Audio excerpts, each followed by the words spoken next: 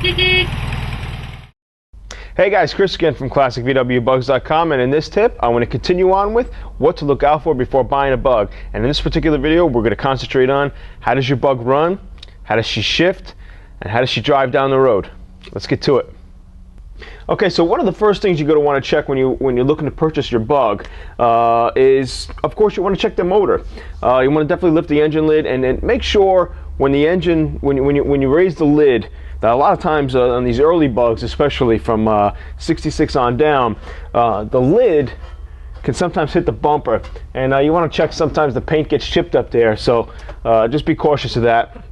Also, I see a lot of bugs where the spring mechanism is not attached, so sometimes the lid is not being held up like so, and they don't even have the spring in place, and they put a rod or a pole or something to keep it up. Either that spring where it attaches, the bracket is busted.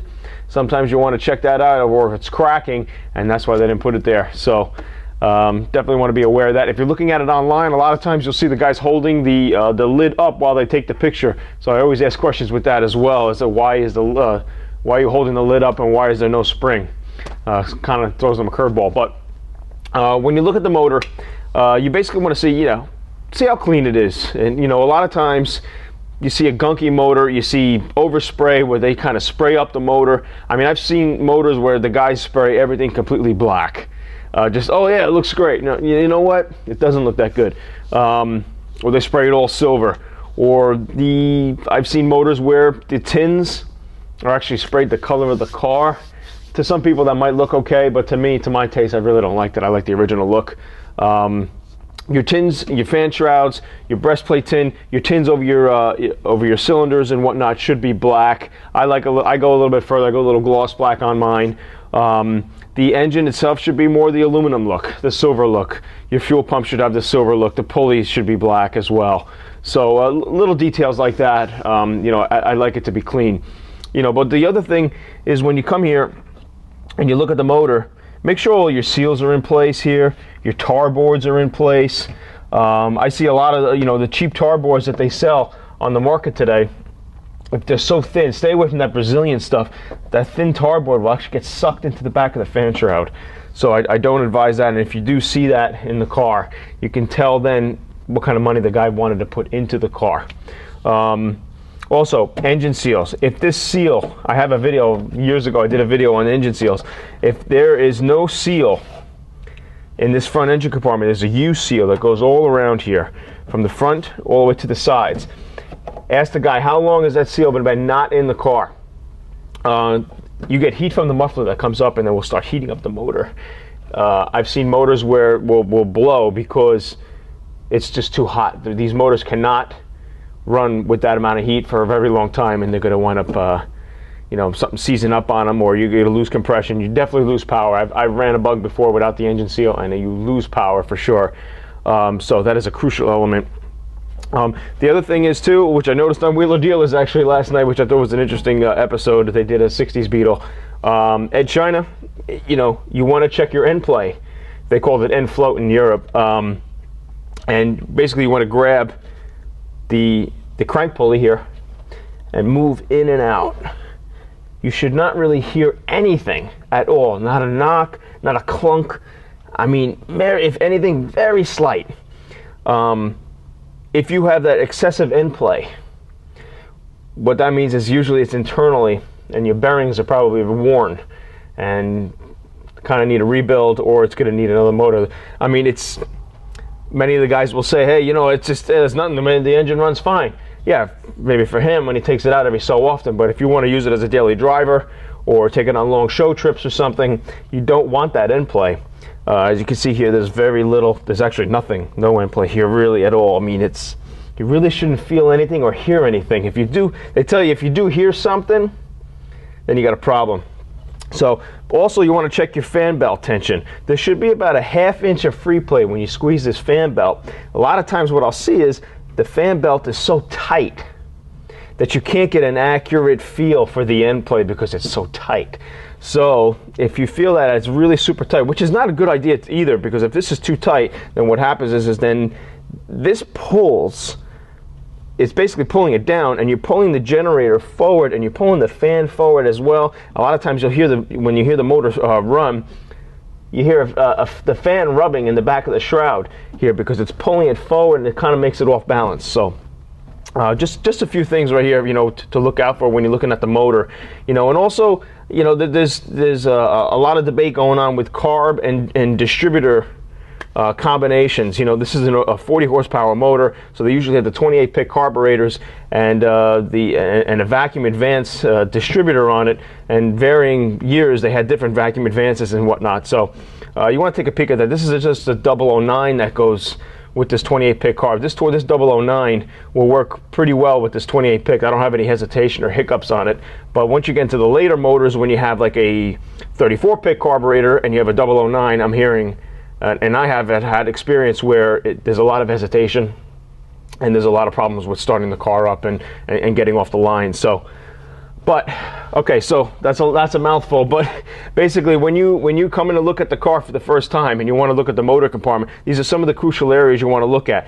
And just make sure. I mean, a lot of times, I sometimes bring a compression tester with me. I don't know. A lot of times these guys are not going to want you to do a compression test on the motor right then and there. But if they're cooperative and if they're honest sellers, they'll say, hey, go right ahead. And, I have a video on compression testing, so that will give you a good idea of the condition of the motor and if this motor has the power that it needs to drive you along the way. Okay, one other quick tidbit I want to talk to you about before we start the car is the generator and the crank pulley and the fan belt, or the generator belt, whichever you want to call it. But as you can see here, when you're looking at the car, or looking at the motor rather, you can tell that everything looks good with the pulley and everything looks good with the belt, right? Okay, but some cars, once you turn to the side, you might see that belt leaning forward. And what happens is sometimes on the generators, these guys are mismatching and putting the wrong pulleys on the generators for that particular year car. So sometimes they might have a later pulley or an earlier pulley on the car, which is not correct for it. And what we've had a problem with was, say, a 36 horsepower motor. Guy puts a 40 horsepower generator pulley on it, and as you can see, this pulley kind of jets out from the generator a little bit, as opposed to the 36 horse, which hugs the generator a little more. So what happens is then you'll see the fan belt leaning forward, and it's on an angle. It's not true straight up and down, which it should be. So what happens is over time, as you're running the car, the belt is going to wear. And at the same time, you could also wear the pulley because there's a lot of stress on it. So then what happens when you're running down the road? The pulley breaks or the fan belt breaks, and now you're not cooling your motor. So keep an eye out for that. It's something that's often overlooked. Just come to the side of the car or the side of the motor and take a look at that pulley and make sure, in the belt, and make sure it's not distorted or leaning forward or anything like that. All right, so you're getting into the Beetle you want to purchase, and you want to start her up and take her for a drive. First thing you're going to want to do is, of course, put everything into neutral. I hope you know how to shift. And let's see, here's the first thing. When you first get into your Beetle, basically all you need to do, I tap the gas pedal twice. Get a little juice in the carburetor, get a little starting fluid going, and you should be able to just turn the key and it should start right up. Okay, so let's see. There we go, beautiful. That's the way it should be. Give it a little bit of rev. Now remember, a lot of times these carburetors, the car needs to warm up to make it run a little bit better. Sometimes they run a little crappy when they're cold. But for the most part, that's the way the car should start, and that's the way it should run, as you can hear right now. All right, so as you can see, this is running very nicely. We just finished restoring this car, but you put your finger right here, if you're brave enough, and here's your throttle.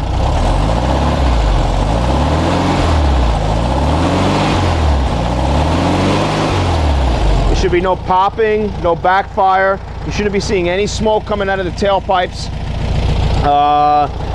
These are things you just want to make sure. Shouldn't be any shake in the motor whatsoever either.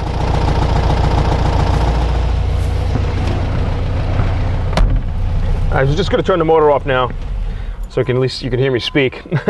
But all right, so the motor runs good. She runs good at idle. Now we want to take her for a drive. So basically, if you don't know already, I get asked this question a lot, even for people that actually buy the cars from me. They don't even know how to shift a car into reverse. Volkswagen's always had a press down, move to the left, and back was your reverse. So just kind of keep that in mind if you've got to pull out of a guy's driveway or something. But hopefully either you know how to shift, or you know someone who does know how to shift these cars. These are basic compared to today's cars. So all right, so basically you're running down the road. Okay, when if you don't know that there's red tick marks on your speedometer. I'll show that in a second, but with those red tick marks on the speedometer mean that's when you're supposed to shift. So the first red tick mark is when you're supposed to go to second gear. The second one, which is around the 30 miles an hour area, is when you go into third, and then when you hit around 45 or so, that's when you go into fourth. So keep that in mind, because a lot of times the guys, what they'll do is, or if they're even looking to buy a car from me, they're starting to take the car for a spin. I'm sitting in the passenger seat, and as they're shifting too early before those marks. So the car is still kind of struggling to get up to gear and to get up to speed, really. And they kind of question, oh, what's going on there? I don't understand. It's like, yeah, well, you're not shifting correctly. You got to start. You got to make sure that you're going at the right RPMs. So, anyways, but as you're going down the road, if you're hitting, you want to take your hands off the wheel. Sometimes make sure the car's going straight. You don't want any swaying either way. Also, sometimes when the bugs get to a certain speed, maybe around 40, 50 miles an hour, you start to feel a little bit of a shimmy or a shake in the steering wheel. That could either be a wheel alignment, or ball joints are out of whack. Kingpins need to adjust, replacing or adjusting. Things like that, but most of the time that's like an alignment, or sometimes even the air in the tires are too low or too high. There's things like that. So as you're driving down the road, you want to make sure there's no shimmies, no shakes, or anything like that. If the car runs straight and she doesn't pull in any direction, then you're probably in good hands. Okay, another thing you want to look out for as you're driving the car, and most of the time you'll notice this even if you're just putting it in reverse, is it popping out of gear? A lot of times when you're shifting, you get up to a certain speed, you'll hear the stick, and you'll hear the tranny rev that is popping out of gear. Okay, we used to see them when you go into reverse. You put in reverse, and once you let go, you should be able to let go. Shouldn't have to hold it into the gear to keep it going. You go into reverse, and then basically, boom, it just pops right out. It might happen in first, it might happen in third, whatever. Fourth gear is common when it pops out of gear. That usually means you need a tranny rebuild, and a tranny rebuild is a pretty big job. You got to remove the motor, of course, and tranny's going to have to, the axles are going to have to come off. The tranny's going to have to get split open, and you're going to have to get a rebuild, or you can buy one brand new. So another thing to keep an eye out on. Okay, a couple of things before we end this part. Now, we have a 64 Beetle here, so anything 65 and earlier, which was the 40 horsepower era, or even go into the 50s where they had the 36 horsepower motors, many times you're going to come across those cars, which is the 6-volt era, that has the later motor in it. So anything from like a 67 Beetle or later, which is a 1500 motor, up to a 1600 motor, those are 12-volt motors, and a lot of times these guys are putting those 12-volt motors into the 6-volt system here. So what they got to do is you got to upgrade, of course, your lights and your generator and things like that. But what I'm trying to get at is, do they still, ask this question, if they have the later motor in, do they still have that earlier transmission in the car? Because then what happens is that transmission is not really meant for that faster motor. So really what's going to happen is like when you're driving the car, you're going to hear the car scream. The engine wants to go, but the tranny does not. So back in the day, we used to grind the bell housing down, because you'd have to do that to grind the bell housing down of the older motor, or the older transmission, so the newer motor can go into it, because the flywheel is different in size. I particularly would just go for, I get a different transmission for my car, so the car runs correctly with that later motor. So one thing you want to hear when you're driving the car, and you'll hear a whine, if the motor's going, if the transmission is really screaming, you hear, a loud sound in the back, it's because maybe they still have the 6-volt transmission in there with the later motor. So, and then the other thing you want to ask about is, many guys will say, this is a rebuilt motor. Okay, you got a rebuilt motor. Where are the receipts? Oh, I don't have the receipts. Really? So how do I know if it's a rebuilt motor? You know, I mean, if they're so proud and so you know, quick to say it's rebuilt, where are the receipts? You know, I mean, I'd want to see that proof, and wouldn't you want to keep that proof to show that the motor has been rebuilt? So, you know, it's I don't know. That's just my opinion, really. I mean, you could take it or leave it as is, but I mean, I just really think that if someone's saying they got a rebuilt motor and has only got, I see guys that say, oh, it's only got 1,000 miles on it or 500 miles on it or whatever. Okay, you should have those receipts. I want to see what you actually did to the motor, because many times when they say rebuilt motor, they may be just doing a top end rebuild. They're not doing a complete internal rebuild as well, with new bearings, cam, crank, regrounding of the crank, or you know, line boring the case or anything like that. A lot of times it's just, they're just doing a top end. Maybe they get a new generator, or they get a new distributor, or they get a new fuel pump, you know, maybe a new coil or something like that, and all of a sudden they're calling it a rebuilt motor. So, which in you know, in my opinion, is not the case. So, I like to show receipts to anything that I sell. So, you know, at least I back up my claim, and that's basically it. And then the final thing is oil leaks. You know, a lot of times these cars, they leak. You know, they're known to mark their spot. You got to check. I mean, it's check underneath the bottom of the motor. You might have to get on your back or something like that to look underneath and just see where is the oil leaks coming from. If it's scattered all underneath that motor, then you might have a problem. If you get a little bit of a drip here and there, you know, I do have an oil leak video, so take a look at that. It's not overly crucial. It's not overly alarming. These motors are, you know, again, 40, 50 years old. So there's going to be, you know, somewhere, and there might be a little leakage here and there. But, you know, a lot of times you'll see the more you run the car, sometimes the oil leak stops. So if the oil is dripping and the car's been sitting a while, sometimes that's what happens. I mean, it sits for a long time, it starts to drip. But okay, so to that end, I'm going to end this video. And if you got any questions whatsoever, please email me, chris@classicvwbugs.com, and or visit my website, www.classicvwbugs.com. Any comments, suggestions? I'm open to all of them, man. And that's it. All right, I'll see you next time.